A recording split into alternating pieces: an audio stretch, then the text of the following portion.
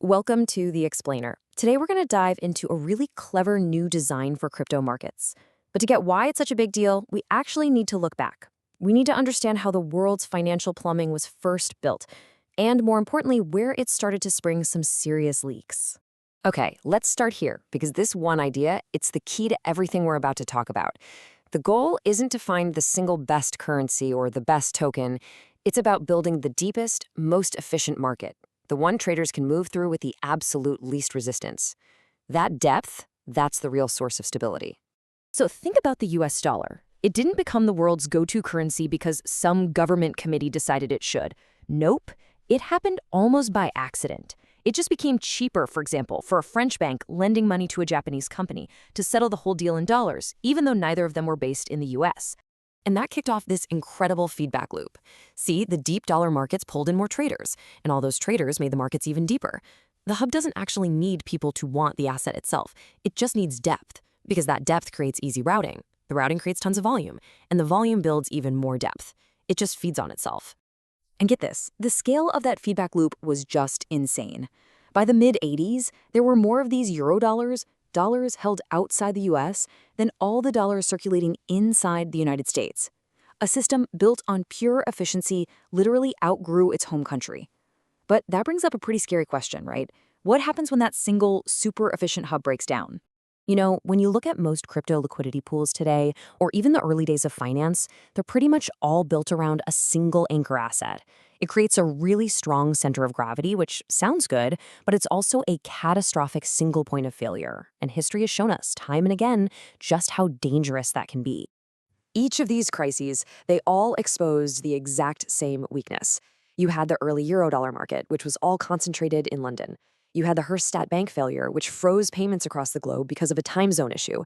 And, of course, the 2008 meltdown.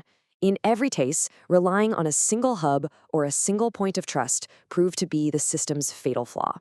Now, this number, this minus 60%, that wasn't money that just vanished into thin air. It represented something way worse, a total collapse of trust in the system's plumbing. Banks just stopped believing that if they sent money out, they'd get money back. The pipes of global finance were frozen solid. This number here is basically the financial world's fear gauge. A normal, healthy reading is about 10 basis points. It's tiny. But in October 2008, it rocketed up to 364. That wasn't just a crack in the system. That was a sign of a complete and total breakdown of trust between the biggest banks in the world, paralyzing the deepest market on the planet. So what happened? Well, a system that was built on trust eventually needed a massive, centralized bailout when that trust disappeared. The plumbing was so broken that the Federal Reserve had to pump in over $500 billion just to get things flowing again. And this right here, this is the exact kind of systemic failure that DeFi was born to prevent. Okay, so if a single hub is that fragile, how do you build something stronger? Well, the answer is actually pretty elegant. Instead of one hub, you use two. And that's the core idea behind this new design, called the Miliarium Aureum architecture.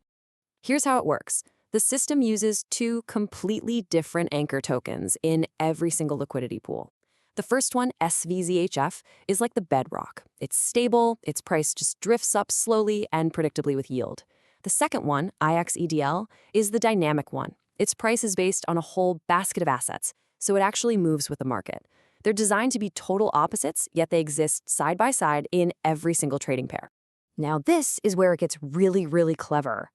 When you put two different pricing mechanisms right next to each other like that, you create three separate, constant engines of trading activity.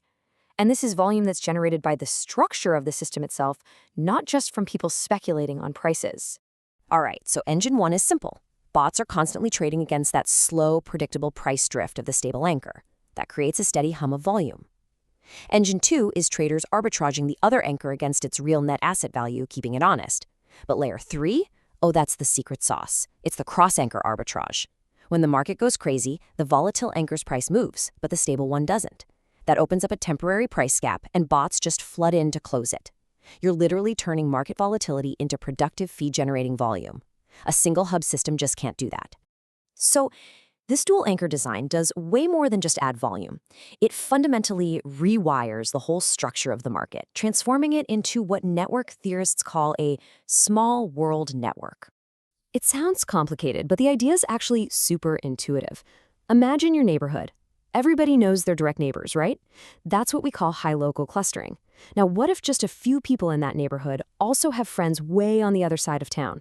Those friendships act like shortcuts, making it incredibly fast to get from any one point to any other. That's a small world network. And this is where you really see the payoff. A standard market with just one hub is like a fragile star network. All the paths have to go through the center.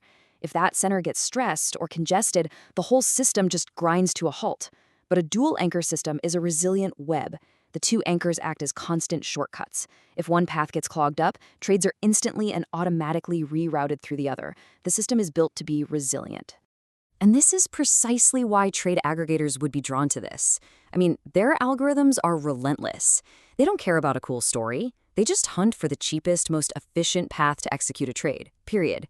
This dual anchor setup gives them two parallel superhighways to route a trade down. And they can even split a single transaction across both at the same time to get the absolute best price with minimal impact. It's an optimizer's dream. But here's the last piece of the puzzle, and it's another lesson straight from that Eurodollar market. See, routing infrastructure compounds. Once a path becomes the preferred, cheapest route, it tends to stay that way. But for it to become the preferred path, it has to get deep enough for anyone to even notice it in the first place. This creates this all-or-nothing tipping point. A liquidity network is kind of like water turning into ice. Below a certain critical mass of liquidity, it's just ignored. Aggregator algorithms just route around it like it's not even there. But if it crosses that threshold, boom, it can suddenly become the default route for practically everything. There's no middle ground. And that really leaves us with the billion-dollar question, doesn't it? The Eurodollar system took decades to build up its gravity. In DeFi, that whole process gets compressed because algorithms find the best path instantly. So can a smarter, more resilient design like this attract enough initial liquidity to actually cross that threshold? Can it get noticed by the code, by the algorithms that now decide where the center of the market is? That's the race we're all watching. Thanks for joining this explainer.